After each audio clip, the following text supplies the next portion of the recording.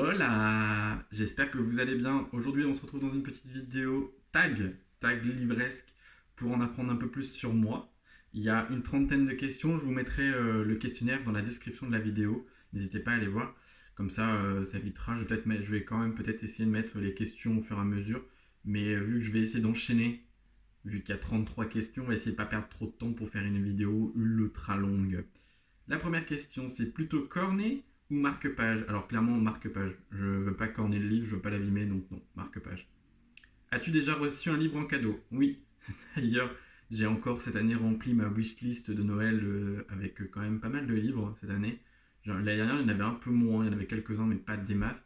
Et là, j'ai quand même sacrément blindé avec toutes les nouvelles sorties, les nouvelles tentations. Et le fait de se lancer sur YouTube et sur Insta, forcément, même si je veux pas trop rentrer dans des cases et tout, finalement, pour l'instant, je rentre dans le côté Booktube et Bookstar, hein. Et du coup, ça m'a permis de voir plein de nouveautés et d'avoir envie de plein de lectures surtout. Parce qu'il y a beaucoup de retours, avec tous les retours et tous les avis, ça donne forcément beaucoup plus envie que juste de voir le livre passer comme ça, quoi. Alors, troisième question, lis-tu dans ton bain? Alors non, j'ai pas de baignoire et puis j'aurais trop peur de faire tomber le livre, mais je veux bien une baignoire et plus de livres, mais pas les deux. Pas à lire dans mon bain en tout cas. As-tu déjà pensé à écrire un livre? Cette question elle est hyper intéressante parce que avant que je me remette vraiment à la lecture, j'avais déjà pensé, oui, à écrire plus une nouvelle sur une base d'une histoire et tout, parce que je suis assez créatif, j'ai plein d'idées, mais le souci c'est que mettre toutes les idées au même endroit c'est compliqué et bon, pour l'instant c'est pas un projet imminent, mais peut-être pourquoi pas un jour sortir une nouvelle parce que j'ai quand même pas mal d'idées et je voudrais sortir toutes ces idées de ma tête dans le sens où si je peux en faire une histoire un peu intéressante et tout. Mais, euh, mais on verra bien, on verra bien. Cinquième question, que penses-tu des séries de plusieurs tomes? Alors c'est bien, j'aime bien, mais j'aime aussi les one-shot. Ça veut dire que j'aime bien les trucs en série parce que déjà je préfère, en termes général, en termes télévision, je préfère les séries aux films parce que ça dure plus longtemps, parce que c'est plus intéressant, c'est plus développé, tout ça. Mais en termes de livres, des fois ça a tendance à un peu à se casser la figure après le 2 ou troisième tome, donc j'en ai pas beaucoup lu des grosses sagas, mais justement ça m'effraie un peu. Quand ça sort peut-être au fur et à mesure, peut-être que ça effraie un peu moins, mais là du coup quand une saga m'intéresse, quand il y a 6 ou 7 livres, ça me refroidit quand même pas mal. As-tu un livre culte? Alors non, pas plus que ça. En vrai, pas du tout. Il y a quelques livres que j'aime bien particulièrement. Ça serait intéressant de refaire cette vidéo d'ici quelques années quand j'aurai beaucoup plus de livres. Mais pour le moment, non. Aimes-tu relire? Alors oui, enfin oui, si l'histoire est cool, c'est comme une série ou un film, j'apprécie regarder, relire. Donc oui, oui, oui, totalement. Rencontrer ou ne pas rencontrer les auteurs des livres qu'on a aimés? Alors, peu importe en vrai, je suis pas très sociable, donc je saurais pas quoi dire à la personne, et surtout que j'ai une mémoire de poisson rouge, donc je risque d'oublier enfin, pas de ce qui s'est passé dans le livre, mais dans le sens où sur le moment je risque d'être complètement évasif et la personne en face pourrait croire que je n'ai pas lu le livre, ou que je n'ai pas adoré, ou voilà. C'est juste que je suis pas très sociable. Aimes-tu parler de tes lectures? Cette question elle est hyper intéressante justement. Justement, j'ai trouvé ça que c'était hyper intéressant d'entendre des gens parler de mes lectures et d'en parler moi-même. J'aime beaucoup parce que du coup, ça me laisse une trace et je me dis, ah tiens, des fois quand j'ai oublié un peu le résumé d'un livre, je regarde mes vidéos et je me dis, ah tiens, ouais, c'est vrai que ça parle de ça. Et franchement, j'aime beaucoup. C'est le principe d'échanger. Alors, j'adore encore plus échanger en live, mais voilà, j'échange beaucoup sur Insta avec des copines, on va dire Insta, book, Bookstar, on va dire. Et c'est hyper intéressant parce que du coup, on a toujours un échange et puis un avis divergent. Et ce qui est hyper top, c'est que voilà, je peux très bien avoir des gens qui vont aimer un autre domaine, mais quand même les suivre parce que les thrillers, par exemple, moi, c'est pas trop mon dada. Mais pourtant, il y a des bookstagrammeuses que je suis qui font beaucoup de thrillers ou beaucoup de trucs dans ce style. Et pourtant, je les suis parce que elles sont adorables, parce que leur avis est toujours hyper constructif, leurs posts sont sublimes. Enfin, voilà, il y a plein de petits trucs. Et puis à côté de ça, elles lisent quand même des trucs qui m'intéressent aussi. Enfin voilà, dans le lot quand même, parce que s'il n'y a rien qui m'intéresse, je vais pas m'abonner pour rien. Comment choisis-tu tes livres? Alors en vrai, c'est surtout, j'aime beaucoup quand un beau livre, la couverture est jolie, ça c'est un peu important quand même, mais le résumé pour moi fait beaucoup aussi.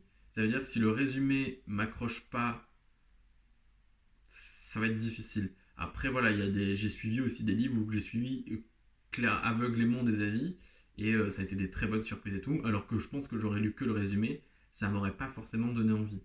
Donc je pense qu'en vrai, la sélection de livres se fait pour moi au résumé d'abord, un peu aux avis, et après c'est vrai que la couverture penche pas mal. Et puis le fait que ça soit un one shot ou pas quoi. As-tu une lecture inavouable? Alors non, pas du tout. Je suis assez ouvert comme garçon, donc en vrai, pour l'instant, j'ai pas de lecture inavouable.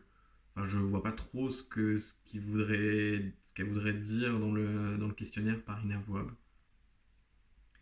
Des endroits préférés pour lire.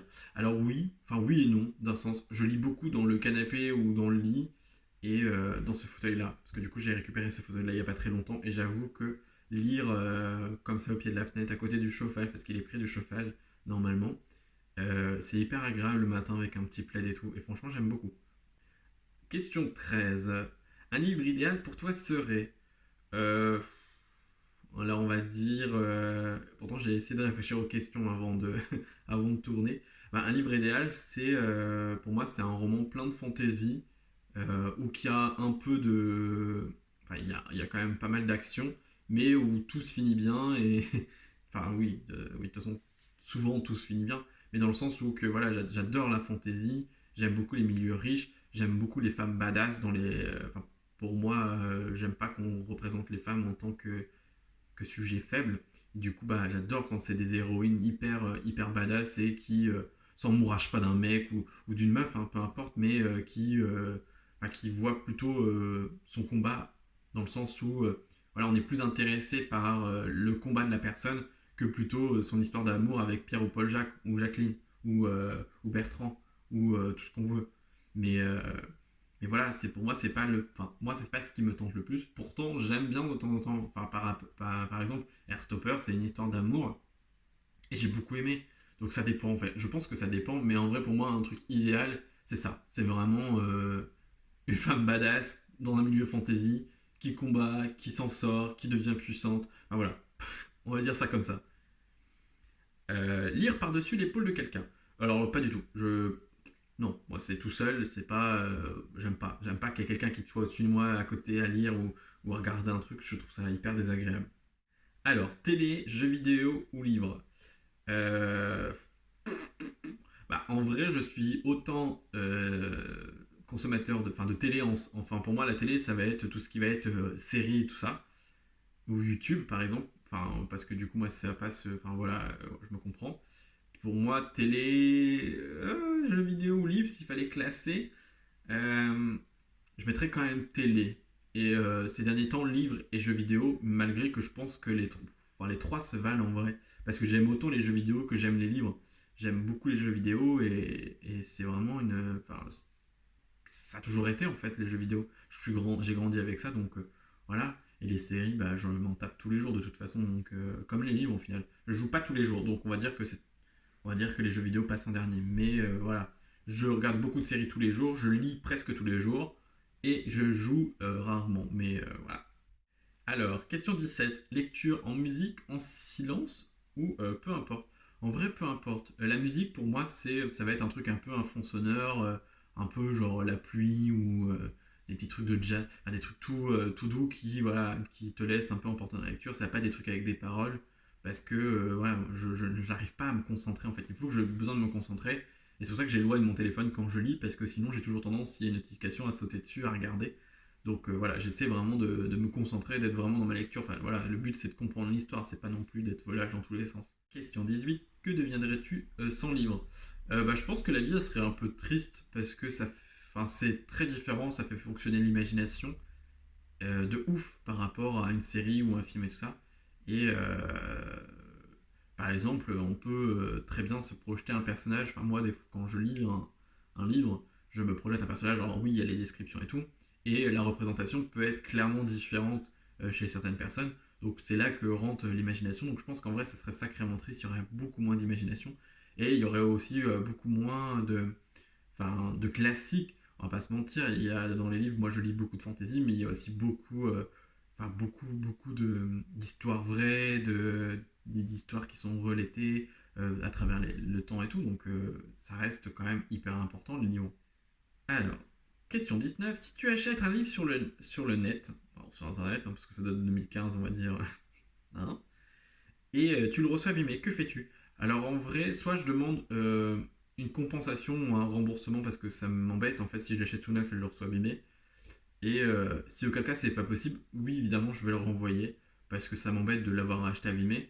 Après voilà, moi du moment que ça n'empêche pas la lecture, ça me dérange pas, je jette des livres d'occasion, c'est pas le truc le plus dérangeant s'il y a une petite feuille cornée ou un truc comme ça. Mais dans le sens où si j'achète quelque chose de neuf, je veux le recevoir correct quoi. Mais sinon voilà, non, enfin, c'est pas non plus hyper gênant pour moi. Quel est l'élément qui t'a donné le goût de la lecture?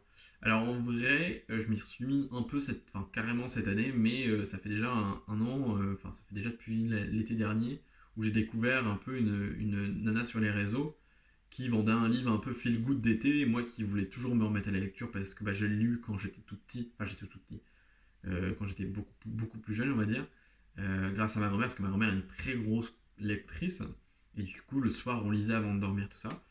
Et j'ai toujours voulu m'y remettre un peu dedans et tout, et j'ai jamais pris le temps en fait. Et même quand j'ai emménagé dans mon appartement, la première chose que j'ai faite, c'était d'acheter un livre parce que j'avais ni internet ni rien. Et, euh, et du coup, bah voilà. Mais pour le coup, ouais, c'est peut-être elle qui m'a redonné envie de lire parce que c'est feel good, parce que ça se lit ultra rapidement et que c'était pas truc trop prise de tête. Ouais, je serais parti sur un pavé ou un truc un peu descriptif, comme j'ai tenté sur ma deuxième sur ma deuxième lecture, du coup, j'ai essayé de reprendre sur un truc un peu fantasy parce que c'est ce qui me bottait. Et j'avais demandé conseil à un ami. Et il m'avait conseillé. Alors, j'essaierai de vous mettre le titre. C'est Les Royaumes du Noir ou. euh, ah, un truc avec les à la croisée des mondes ou alors quelque chose comme ça. Je voudrais pas dire de bêtises, mais c'est un truc hyper connu. J'ai eu beaucoup de mal. J'ai les 100 premières pages, là pour l'instant, elle est toujours en pause. J'ai eu beaucoup de mal à rentrer dedans et à me plonger dans l'histoire. Et pourtant, tu vois, enfin, dans ma tête, c'est encore bien frais, quoi. Enfin, j'ai l'impression de vraiment l'avoir lu hier, mais je sais pas, c'est peut-être trop long et tout ça pour le début de reprendre une lecture, quoi.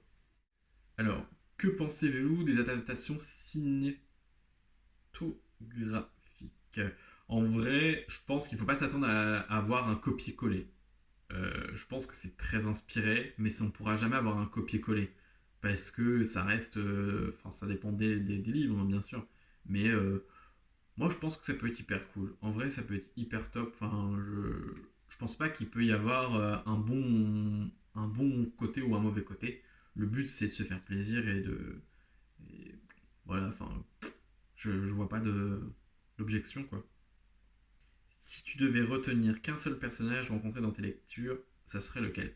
Ça serait Nawel, du roman de Pierre Bottero, Les âmes croisées. Nawel m'a beaucoup touché. Elle est hyper indépendante et bah, c'est une femme badass avec des fêlures. Et ouais, franchement, elle, vraiment. Alors j'ai dû faire pause parce que j'avais oublié de prendre pour la question 23. Quels sont les 5 livres de ta palle qui te font le plus envie? Alors ça va être un mini spoil, on va dire, du book haul de novembre. Parce que j'ai craqué pour Blackwater tome 2. Donc là, ça, j'ai très envie de le lire pour connaître la suite. Pas que l'histoire m'intéresse, enfin, elle m'intéresse, mais dans son fond, où c'est pas un gros coup de cœur. Mais j'ai envie de connaître la suite. Du coup, c'est Blackwater, le tome 2, La Digue, par Michael McDowell aux éditions Monsieur Toussaint l'Ouverture, hein, avec toujours ces sublimes. Voilà, en passant, bon, on débattra ça de la beauté pendant le book haul. Il y a Druide d'Olivier Perrou aux éditions J'ai lu. Ça, il me tente beaucoup depuis que je l'ai acheté, mais il faut vraiment que je m'y plonge. Il y a bien sûr le tome 3 de Grisha, L'oiseau de feu, en édition livre de poche, de Leigh Bardugo. Donc voilà, pour connaître le fin fond de l'histoire. Des lectures plus noéliques, on va dire, cet hiver, par Alice Haussmann. C'est dans la continuité d'Airstopper. Donc voilà, je me le gardais là pour décembre. Donc là, ça va être une lecture qui va s'être faite incessamment sous peu. Et le dernier achat qui me donne peut-être le plus envie, c'est Jack et la grande aventure du cochon de Noël, illustré par Jim Flynn et par l'autrice J.K. Rowling. Donc, c'est l'autrice d'Harry Potter. Voilà. Tout simplement. Je ne vais pas vous en dire plus.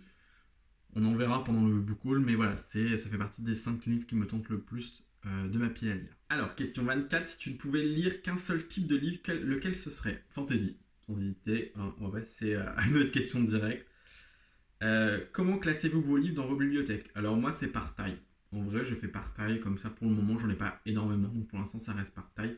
J'ai pas non plus 15 000 sortes, donc pour l'instant, ça reste par taille. Quel personnage vous a le plus touché? Et bah, ça va être Charlie de la saga Airstopper. Il m'a beaucoup, beaucoup, beaucoup touché. Plutôt papier ou numérique? Et si on vous offre une liseuse, vous l'utiliseriez? Alors en vrai, je n'ai jamais lu sur une liseuse, donc je ne sais pas ce que ça fait. Juste, j'ai beaucoup de mal à lire sur un téléphone ou sur un écran en termes de longueur et tout. Donc je préfère le papier. Après, si on m'offre une liseuse, bien sûr que je l'utiliserai, j'essaierai. Et si vraiment ça me plaît pas, je m'en débarrasserai. Mais oui, je testerai bien évidemment. Alors, combien de temps mettez-vous pour lire un roman? Vous est-il déjà arrivé d'abandonner un roman quand il était trop long? Alors, dans le sens où, oui, bah du coup, le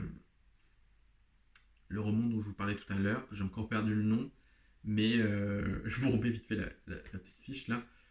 Oui, il a abandonné parce qu'il était trop long, mais c'est pas pour ça en fait. Mais et combien de temps je mets à lire, ça peut dépendre en fait, ça peut dépendre de l'histoire. Et là, le dernier roman, j'ai mis 2 semaines à le lire, alors que d'autres, je peux mettre une semaine, un peu moins. Ça dépend de la longueur de l'entrain et aussi des moments de libre en fait au final. Alors, aimez-vous prêter vos livres?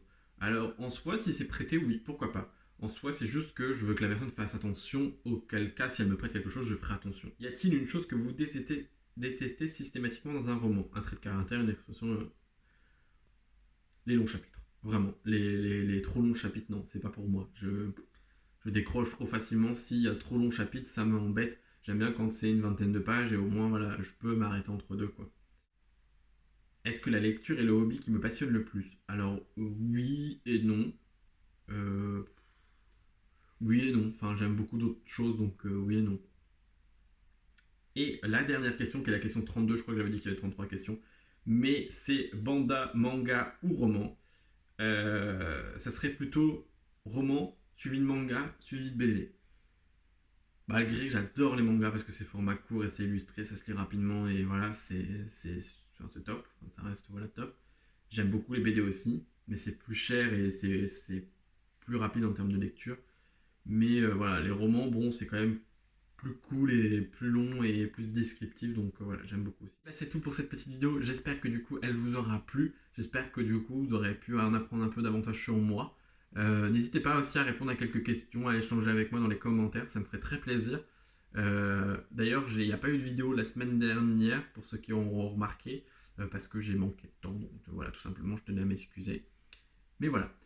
Et ben une nouvelle fois, j'espère que cette vidéo vous aura plu. N'hésitez pas à mettre un petit j'aime, un petit commentaire, et on se retrouve très bientôt. Bye!